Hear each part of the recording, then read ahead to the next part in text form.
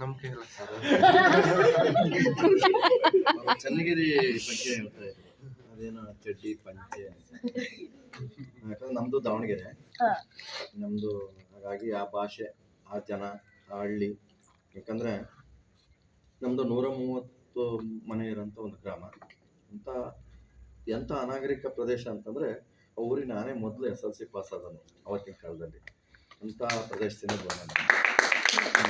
ಈಗಲೂ ಬೋರ್ಡ್ ಹಾಕಿದಾರಲ್ಲಿ, ಫೋಟೋನ ಹಾಕಿದ್ದಾರೆ. ಒಂದು ಪಂಚೆ ಮತ್ತು ಚಡ್ಡಿ ಬಗ್ಗೆ ಒಂದೇ ಒಂದು ಹಾಸ್ಯ ತುಣುಕೋದು. ಆ ಹಳ್ಳಿನಲ್ಲೆಲ್ಲ ನಮ್ಮ ಕಡೆ ಏನಾದ್ರು ತರಲೆ ಅದನ್ನ ಹಾಕೊಂಡು ಊರು ತುಂಬ ಸುತ್ಕೊಂಡು ಬರ್ಬೇಕು. ಹೊಸ ಅಂಗಿ ತಂದ್ರೆ, ಹೊಸ ಪಂಚೆ ತಂದ್ರೆ, ಏನಾದ್ರು ತರಲೆ ಅವನು ಒಂದು ಹೊಸ ನಿಕ್ಕರ್ ತಂದಿದ್ದಾನೆ, ಅದನ್ನ ತೋರಿಸ್ಬೇಕು ಜನಗಳಿಗೆಲ್ಲ, ನಾನು ಹೊಸ ನಿಕ್ಕರ್ ತಂದಿದ್ದೀನಿ ಅಂತ. ಪಾಪ ಅವನು ನೇನ್ ಕೇಳ್ದ, ನಾನು ಹೊಸ ನಿಕ್ಕರ್ ಎಲ್ಲಿ ಅಂತ ಹಾಕೊಂಡ, ಮೇಲೆ ಪಂಚೆ ಕಟ್ಕೊಂಡ, ಒಂದು ಪ್ರೋಗ್ರಾಮ್ ಕರಲ್ಲ ಊರಿನ ಮುಖಂಡ ಅವನು.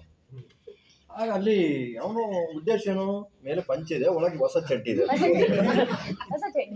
ಅವನ್ನ ಭಾಷಣ ಮಾಡಕ್ ಕರೆದ್ರು. ಅವನು ಭಾಷಣ ಮಾಡುವಾಗ ನಮ್ಮ ದೇಶ ಆಗಿದೆ ಅಂತ ಪಂಚಾಯತ್ಗಳದ್ದು ತೋರಿಸೋದು, ನಮ್ಮ ದೇಶ ಹೀಗಿದೆ, ನಮ್ಮ ಗಾಂಧೀಜಿಗೆ ಹಿಂಗೆ ಎಲ್ಲ ಫುಲ್ ಹಿಂಗೆ ಪಂಚಾಯತ್ ಜನ ನೋಡ್ತಾರೆ. ನನ್ನ ಚಡ್ಡಿ ನಾನು ಮನೆಗೆ ಬಂದ್ಬಿಟ್ಟು ನೇಂತಿ ಹತ್ರ, ರೇ ನನ್ನ ಹೊಸ ಚಡ್ಡಿ ಇಡೀ ಊರಿಗೆ ತೋರಿಸ್ಕೊಂಡ್ಬಿಟ್ಟೆ. ಏನ್ರಿ ಮಾತಾಡ್ತಾರೆ ನೀವು, ಚಡ್ಡಿ ಬಿಟ್ಟು ಹೋಗಿದ್ರೆ